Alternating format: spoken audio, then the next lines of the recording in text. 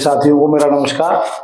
हम पिछले वीडियो में जान चुके थे कि भारतीय संविधान की जो मूल प्रति है वो अंग्रेजी में बनी हुई है और उस अंग्रेजी की प्रति पर बहुत सारे चित्र बनाए गए हैं जो नंदलाल बोस जी ने बनाए हैं। मुंगेर बिहार के निवासी थे, उन्होंने उनको 1954 में पद्म विभूषण भी सरकार ने दिया था। तो दोस्तों हम ये देखते हैं कि किस भाग में कौन सा फोटो बनाया गया है। संविधान में जितने भाग हैं उनमें से कौन कौन से भाग में कौन कौन से फोटो बनाए गए। तो दोस्तों वैसे तो हमारे संविधान में बहुत सारे फोटो हैं, रामचंद्र जी, भगवान कृष्ण जी, सीता जी, बुद्ध जी, महावीर स्वामी, गुरु गोविंद सिंह आदि आदि बहुत सारे फोटो हैं। अब कौन से भाग में कौन सा फोटो, आइए देखते हैं। तो ये मैंने एक लिस्ट बनाई है आपके सामने बोर्ड पर, आप इसको एक बार देख लीजिए और इसका स्क्रीनशॉट कोई लेना चाहे तो ले सकते हैं। दोस्तों भारतीय संविधान की जो शुरुआत है वो कवर पेज जो है उस पर तो कमल के फूल छपे हुए हैं और उस पर कॉन्स्टिट्यूशन ऑफ इंडिया लिखा हुआ है, वो इंग्लिश में ही है पूरा संविधान हमारा। अब अशोक की जो लाट है जिसमें सिंह स्तंभ है, जो सारनाथ के सिंह स्तंभ से लिया गया है, उस से हमारे संविधान की शुरुआत होती है। अशोक चिन्ह से हमारे संविधान की शुरुआत होती है। और पहला भाग जो संविधान का है भाग 1, इस भाग 1 में जो चित्र बना है यानी सबसे पुरानी भारत की विरासत सिंधु घाटी सभ्यता से शुरुआत की गई है संविधान की।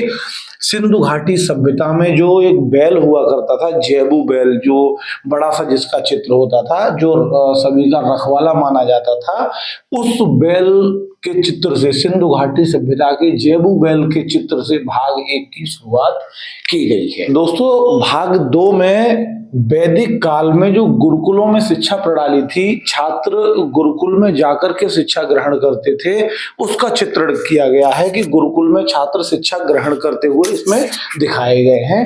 भाग 3 में रामचंद्र जी, सीता जी और लक्ष्मण जी पुष्पक विमान पर सवार होकर अयोध्या लौट रहे हैं अपना वनवास पूरा करके, ऐसा चित्रण उसमें किया गया है भाग 3 में। दोस्तों भाग 4 में भगवान श्री कृष्ण अर्जुन को गीता का उपदेश दे रहे हैं, कुरुक्षेत्र में उनको समझा रहे हैं कि युद्ध क्यों जरूरी है या क्या होना चाहिए। पूरी गीता का जो सार है वो इसमें छापा गया है भाग 4 में।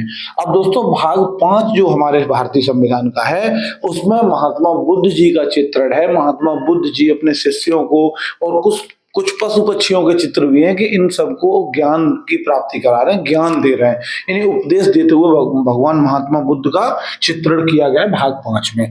भाग 6 में महावीर स्वामी जी, जैन धर्म के 24वें तीर्थंकर महावीर स्वामी जी को तपस्या में लीन दिखाया गया है, तप करते हुए उनकी फोटो इसमें छापी गई है संविधान में। अब देखिए बौद्ध धर्म का प्रचार करते हुए सम्राट अशोक हाथी पर सवार होके जा रहे हैं और बौद्ध धर्म का प्रचार कर रहे हैं सभी जगह। तो ऐसा चित्र भाग 6 में अशोक, सम्राट अशोक का छापा गया है। भाग 7 में छापा गया है सम्राट अशोक जी का बौद्ध धर्म का प्रचार करते हुए चित्र।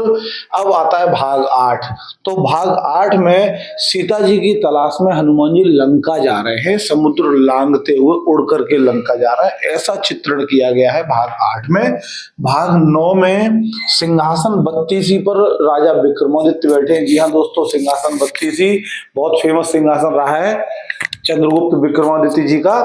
उस सिंहासन पर विक्रमादित्य जी को बैठे हुए दिखाया गया है भाग 9 के चित्रण में। और भाग 10 के शुरू होने से पहले सबसे प्राचीन भारत का विश्वविद्यालय नालंदा विश्वविद्यालय, जी हाँ दोस्तों बिहार वाला नालंदा विश्वविद्यालय, इसमें इसका चित्रण किया गया। नालंदा विश्वविद्यालय में छात्र शिक्षा ग्रहण कर रहे हैं, ऐसा चित्रण भाग 10 में किया गया है। इसके आगे के जो भाग हैं वो मैं अगले वीडियो में बता दूंगा। मिलते हैं अगले वीडियो में। जय हिंद।